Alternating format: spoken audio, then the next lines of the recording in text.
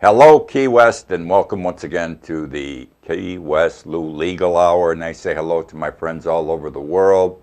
Normally, I start out by saying hi in Sydney, Australia, Papua New Guinea, Tokyo, Japan, Beijing, China, Jakarta, Indonesia. But I want to say a special hello today to some of the people their countries I'm going to talk about, their homes I may be talking about. And what am I referring to? I'm referring to Greece, number one. I'm referring to Syria, Brazil, Canada, London. These places are big time in the news this past week, besides Washington, D.C. So I'm going to be talking about them also, with emphasis, of course, and all the rest of the places in the world where you are listening to this show. I love having you here. I love doing the show. We are going to start this morning with Greece. Of all the things happening in the world, this is what I think is an important topic, and that's why I want to start with it. You will recall that I've spent much time in Greece the past 2 years. I just returned a couple of weeks ago from a 5-week stay in Greece.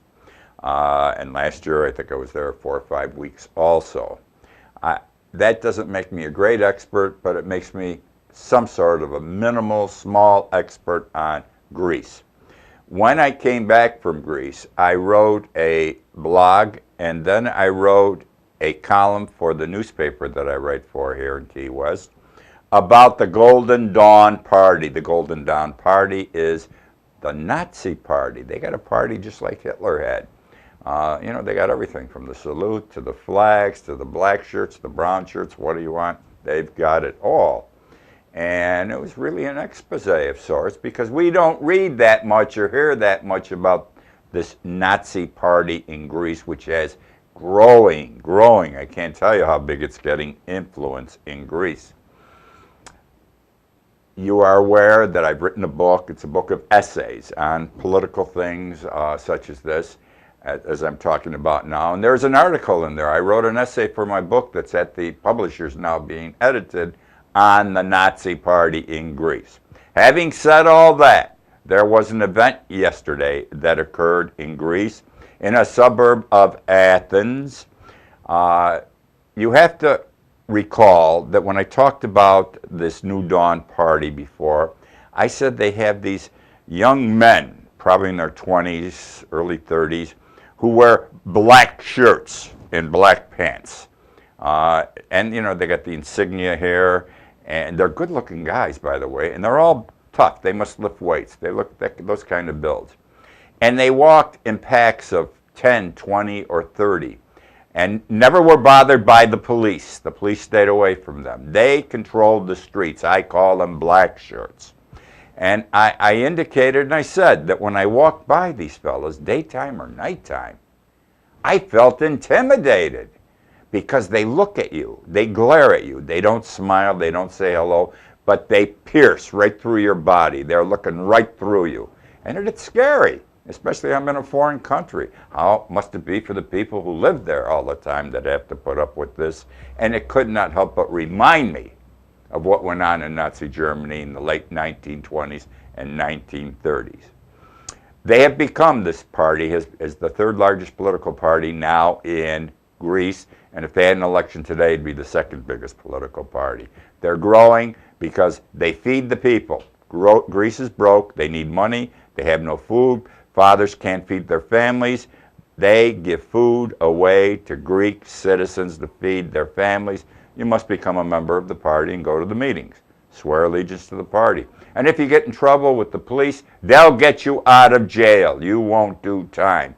Half of the police force in Athens, for example, is said to be members of this Golden Dawn Party. The judges are said to be on the side of the Golden Dawn Party. Remind you again, Nazi Germany, late 1920s into the early 1930s. They have storefront offices in the suburban communities of Athens. They were having a meeting last night, a demonstration out in the street, and as the crowd was gathering, there were about 30 black shirts. Well, some of the people that gathered might be referred to as anti-fascists. They're against the black shirts. They think they're wrong. And many people in Greece think these people are bad news. They all don't favor them. And apparently there were words, something happened, and before you knew it, this gentleman who was against the Nazi Party was knifed and killed. First time, see, the black shirts beat people up, the police do nothing. They beat up immigrants because, like Hitler blamed the Jews, the Nazi Party in Greece blames the immigrants for all their woes and disadvantages and everything that's bad that is happening. I'm sure immigrants have been killed, but nobody cared. This was the first time a Greek citizen was killed. So there's a big uproar. Eventually, I read in one place that the crowd got up to 5,000 people protesting last night. I would assume most were pro this Nazi Party as opposed to it because they are very popular. You put food on my table, you feed my kids, you are going to be popular. Anyhow, the party that is now in control of Greece, and you must understand it's a coalition government. You don't vote for the president, the prime minister directly. You vote for a legislative representative. Then they vote when they sit in their Congress, in their parliament, and whoever gets the most votes picks the new president, new prime minister. The party in power is only in power by 2 votes, very precarious. The Nazi Party has 18 votes, the Golden Dawn Party. They voted for the opposition, in support of the opposition candidate when the election for president, prime minister was held.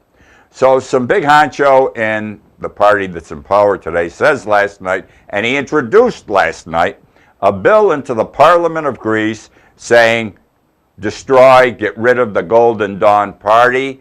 They're nothing but a gang. He referred to them as an outlaw party and should be illegalized. They're not legal. We have to have a vote to get rid of them.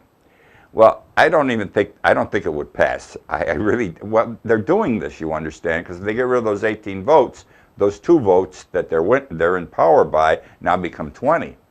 Anyhow, somebody withdrew the bill and they tabled it, like they put it on the shelf and said, we'll worry about it another day. But that's what's happening there in Greece. First time a non-immigrant has been killed. It's wrong. I don't know what the circumstances were that occurred, but things are starting to get out of control. It is a scary situation. I want to compare this to our Tea Party in the United States. Though we know the Tea Party doesn't go around killing people. They don't have black shirts. They don't support what Hitler did.